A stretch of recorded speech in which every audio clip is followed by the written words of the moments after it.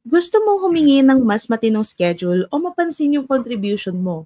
Pero natatakot ka, baka isipin ng boss mo na demanding ka. Oo nga. In this episode, we'll teach you how to speak up for yourself nang hindi ka mapapagkamalang entitled. May tamang approach para maayos kang marinig and we'll break it down based on real BPO situations. The BPO Break Room Podcast, welcome back to another episode. This is Jay and you are tuned in on the rising show in the BPO world. Hello, Kay. Hello everyone and hello Jay. This is Kay, and to those that are watching and listening to us right now, if you haven't yet subscribed on our channel, send us some love and give us a like.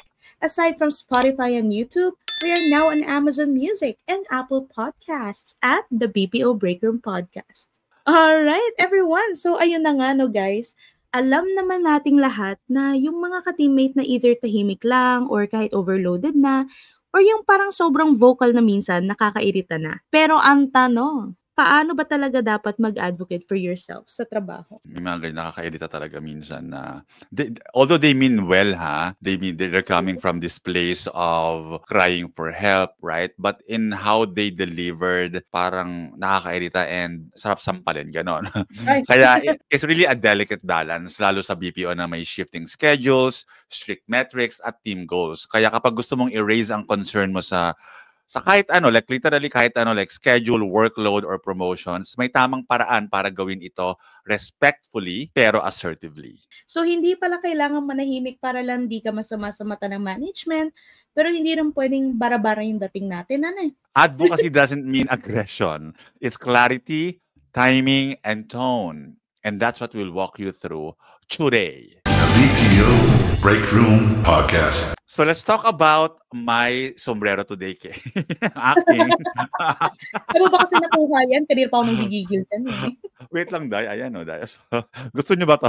Gusto niyo bang gawin ko to for the entire episode? Charot. Okay, screenshot nga guys. TikTok, thank you so much. So let's talk about the usual mistakes people make when they try to advocate for themselves and the better way to handle those situations. Number one, you only speak up kapag punong-puno ka na. Ayan, malamang sa malamang marami dito sa mga nakikinig sa atin ngayon, no, na makaka-relate dito. Ito yung Including kapag you. oh no! Ito kasi yung tipong ano, Jay, yung palaging last minute or emotionally charged ang feedback mo. So, nawawala yung opportunity to address the issue calmly and proactively, no? Mm-mm. So, tendency is the leads or team leads end up reacting to the emotion, not the issue. I don't know, we can call it culture siguro kasi yung Filipino work culture, hindi ba, kumaga parang most especially sa BPO, we often discourage confrontation or I agree. self-promotion, right? There is a concept ng yung hiya kasi let's be honest that Filipinos are really mahiyain in nature. Okay? And we also have this parang internal reputation na ayaw nating makita as mayabang. Right? As a result, right, many capable employees stay silent na lang even when they are overwhelmed or even when they are overworked or underpaid and even overlooked. Because they think that when they start advocating for themselves, they will be seen as, ang yabang naman nito. Akala mo naman ang galing-galing talaga. Tatlo lang naman ang hawak na teams. Tapos, lagi pang punong-puno pa ng meetings everyday yung kanyang schedule. O anong masama doon? Yung ganon, right? So, that's actually, sobrang self-constraint na yung ganitong klaseng culture. So, what you need to do here is do not wait until you are at your breaking point. Do regular check-ins with your boss, with your TL, para makapag-raise ka ng concern early while things are still manageable. So, hindi lang pala cigarette yung slow, ang tawag dito, parang silent killer. Parang gano'n. Talaga ba? Nakakamatay ba yung Yossi? Charot. Ay, Yossi kasi. Mga pala.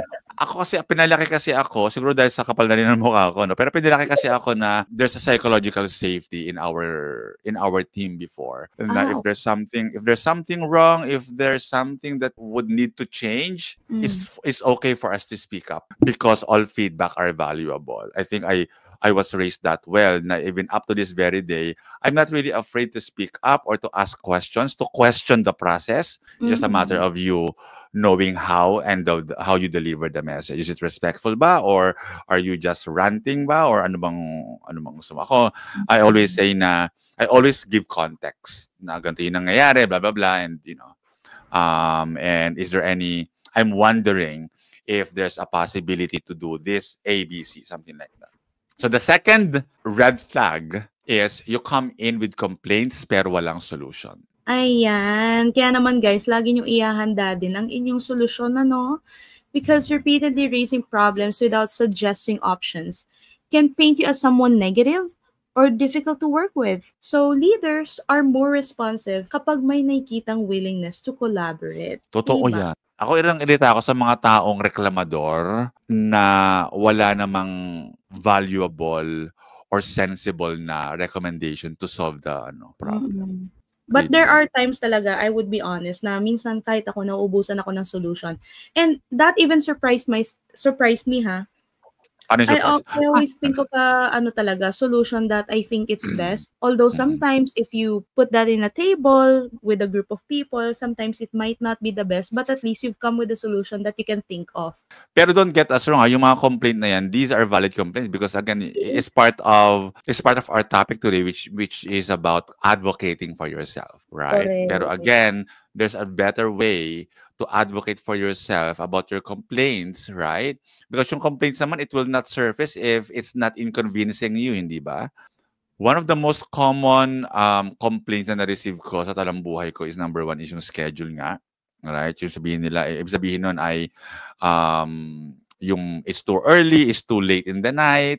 For example, siguro mga closer ka, 3 a.m. Ay na lang 3 a.m. kasi nga delikado maglakad sa kalsada, whatever. Right? So, baguhin yung schedule ko. Ayoko nung ganito. And that was delivered in that manner. So ako, sa isip ko nun, una sa lahat, umagri ka na shifting ang schedule mo. And that is a very, very valid point ng employee na yon.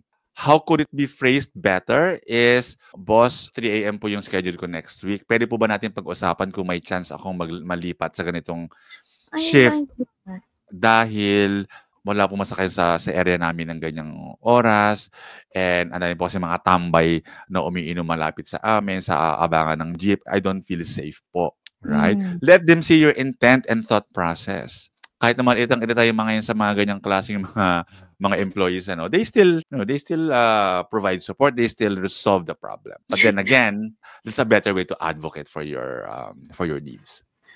I almost even forgot na we're even referring to team leaders, no? Kasi majority of the time, yung mga ganitong klaseng request nanggagaling sa mga agent. Oo, correct. Correct. Diba? Sa mga TLs, siguro mga nung umusbong na yung mga work from home. Okay. Pwede po ba ako mag-work from home na lang muna today? Kasi blah, blah, blah, blah, blah, blah. Yung ganon. Kasi nga naman na-experience na nila yung luxury of work. Yes, oo. How am I going to deliver that to my leader is, halimbawa, you are my leader, Jay. Jay, by the way, sa texto ha. Jay, by the way, magbabaka sakali lang sana ako. You know naman na hindi naman ako hihiling ng ganito kung hindi naman kailangan. It's just that currently kasi I'm facing these challenges. And there's really no one that I can rely on to right now. But if I may just ask, is it possible that I can work from home just for today while I look for, a plan B so that I can still resume my work on site? Yeah, that I think is siguro ang nakukulangan lang ako diyan is yung commitment. Yung commitment. Even if nagpe-prepare ka na for plan B, no? True. But I'm committing that I'm 100% online the entire time today, and these are the things that I will be doing for my team today. Blah blah blah blah blah blah. Kami kanon, right? Oo nga, no? To appease lang again. Again, you need to pacify and promote peace of mind of your boss. And our number 3 is you use entitlement language. Okay. Ito guys, yung mga tipong statements like, deserve ko to, shift the conversation away from merit into personal expectation. So with this, it often turns leaders off, lalo na kung walang context on actual contributions. Diba, Jay? Deserve ko to, correct. That's parang overrated yung word na yan for me. Deserve ko to. Mm. Everyone deserves a lot of things. Yes. Like, have you used this before? In real situation, no. Pero minsan nadadala sa biro, yung mga gano'n. Pero hindi talaga, parang Mm. hindi mo siya minimin, parang gano'n. Ayun siya. Kasi 'di ba, you have a commitment eh. You have signed up for the type of job that you are expected to do things. Mm. Kumbaga, you also have to compromise. Yung Yung kumbaga parang meet halfway, yung mga gano'n. Halimbawa, if you really feel like na you deserve it, kumbaga don't din naman, don't overuse it to a point na parang magde-demand ka na talaga. Kailangan, Mm. you also have to check din naman your responsibilities, your also commitment that you have given the company, 'di ba? And then that's when you compromise. At least, try to meet halfway with the management. True. Anong common situation diyan na narinig mo 'tong deserve ko 'to? Meron siguro entitlement language na parang siya nga eh. 'Di ba minsan gano'n, Jay? Correct. Minsan yun yung terms nila na parang siya nga eh, ganito yung inano niya. So ako din. Another scenario where this word deserve ko to or entitlement language was used or was being used is yung sa promotion, like most Mm. especially for tenured employees Mm. and they're still in that same level position. TL or OM, deserve ko nang ma-promote because ang tagal ko na dito. Siguro naririnig ko siya not from the employee alone but also from the people around that employee. Uy, Ah, 11 years ka na dito, deserve mo nang ma-promote, or 10 years ka na sa company na to, deserve mo nang ma-promote. There's nothing wrong with that. I think, like what I said earlier, everyone deserves to be promoted, but I don't think everyone should be promoted. So, yun sasabihin what ko. you can do here is avoid phrases like deserve ko to. Mas effective Yes. kung i-anchor mo sa performance at contribution and say things like, based on my recent metrics and added responsibilities, I'd like to discuss my possible next steps or the possibility of me moving forward to the next role. Kaya naman, bago niyo sabihin deserve ko to, pause muna tayo ng very, very light to remind everyone to subscribe on this channel and hit that notification bell para lagi kayong updated sa mga fresh episodes namin. Number 4, you escalate too fast without trying team-level resolution. Ayan, very interesting. Because going over your TL's head can feel like betrayal, guys, especially if they weren't given a chance to address the issue first. So this alone can damage trust and can isolate you from the support system you actually need. Kung na-bring up naman sa TL or sa direct supervisors ninyo at wala pa ring resolution, of course, it's just normal and it's just natural for human beings to skip level, to do skip level and escalate it to supervisor of your boss, right? But then again, it would still depend on how you deliver yung problem sa TLs ninyo or sa sa boss ninyo. For Ayan. example, yung TL ninyo ay pangit mag-coach. Ang coaching ng TL mo tara yosi tayo. May ganyan mga TLs, right? O kaya coaching ka and then magchikahan lang tayo. That TL or some TLs are not doing what they're supposed to do during coaching. Of course, yung mga agents diyan, right, they deserve to be coached. They need to know what their opportunities are to improve their performance. But that's not happening because nagyoyosi lang, nagchichikahan lang, and whatnot. You need to advocate for yourself. You need to advocate for what you need for your performance to improve, right? Instead of you going directly to the HR, talk to your TL first. What you can do here, what you can say here, is always start with your immediate supervisor. Hindi man halata, pero supervisors, TLs, and even OMs, they really appreciate transparency. TL or OM, I'm just noticing that the past couple of coaching sessions, we were not discussing my performance, and I'm observing that I'm kind of struggling now with my talk time with NPS or nag-dip kasi yung performance ko. I wanted to know sana why. Can we focus on my performance discussion? Yung ganon, right? Hindi yung kinikimkim mo, hindi ba nakakausap ng ganun si TL mo, dumiretso ka na kay HR, nag-escalate ka na kay HR. Because why? The first question that HR would ask you, have you talked to your TL? Okay? Whatever escalation that you bring up to HR, the first question that they will ask you, have you talked to your TL? Have you talked to your OM? Because why? Because HR is also advocating proper channel first. Ganon. So, if that happens, damage na ang trust. Right? Damage na Yes. ang relationship ninyo. You haven't talked to me yet eh. You haven't talked to me as your TL, as your OM. Malalaman ko lang na may reklamo ka pala sa akin, sa HR ko pa malalaman. Sira ulo ka Ayun. pala eh. Ganon, Ay, right? So, galit na galit. true. Because it happens to me before. Ay, really? May Oh, that happens. pinagugutom pala siya, guys. True. And it's my fault naman, ano. It's just that, sometimes kasi, sa sobrang, ako, most especially before, wala akong self-awareness before. I just speak my mind. I am very focused on what I do. I'm very passionate about my team's performance. Sometimes I tend to neglect the well-being of my agents. Ang reklamo naman sa akin noon ay ino-overwork ko sila. Ang daming ginagawa, ang daming tinatrack, whatever. Hindi sila pinapauwi hanggat hindi nila tapos itrack lahat ng kailangan nila itrack for the day. And that, of course, escalated to HR. But then again, HR told them, not just one person, HR told them that, you talk to Jay muna because we don't know saan nanggagaling si Jay, ba't niya pinapagawa itong mga trackers na to because we're not part of operation.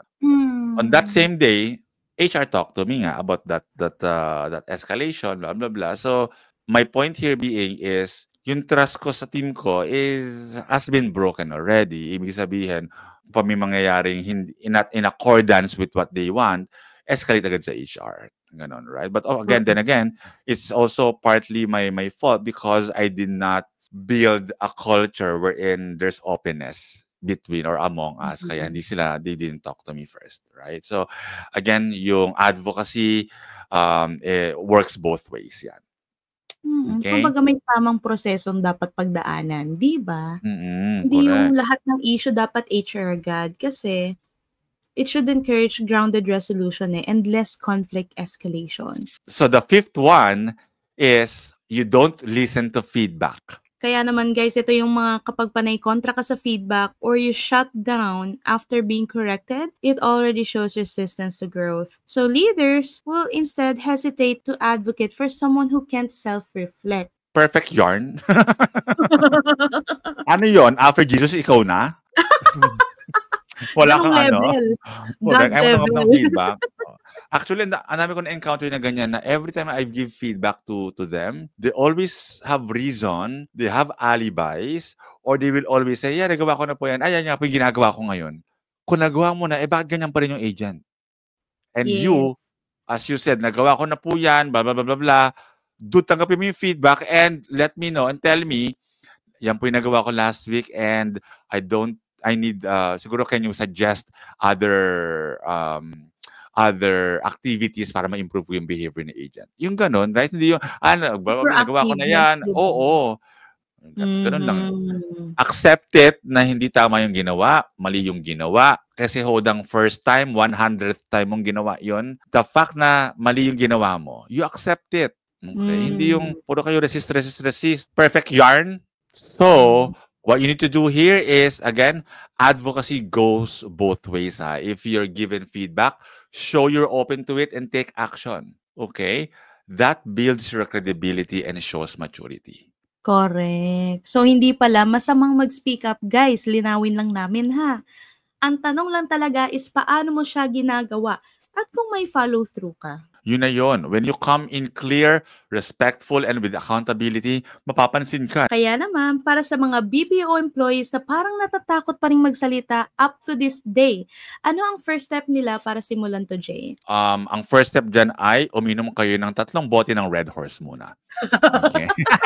Kung natakot kayo. Correct. Well, number 1 muna is start by knowing what you want, what you really, really want. Okay? Klaruhin mo muna sa sarili mo, ano ba talaga ang kailangan mo? Then practice how you would say it. And make sure that it's calm, clear, and with purpose. Calm, clear, with purpose. CCP, calm, clear, purpose. Advocacy is a skill. And like any other skill, gumagaling ka habang ginagamit mo siya with right intention. CCP, calm, clear, and with purpose. Kaya naman sa mga nakikinig sa atin dyan, if this helps you, we want to hear from you. How do you plan on advocating for yourself? Drop your thoughts in the comment section below. Tag us din sa mga trending memes ninyo. We're on YouTube, Spotify, Amazon Music, Apple Podcasts, Facebook, TikTok, and Instagram. Agree, Yana Grande. Let's interact on our social media accounts. And for those who are exploring opportunities and community in the BPO industry, work from home or on site, join our WhatsApp group. Lastly, check our bio and join our growing community. This is the BPO Break Room. Join us next time as we try to make the BPO workplace better, one story at a time.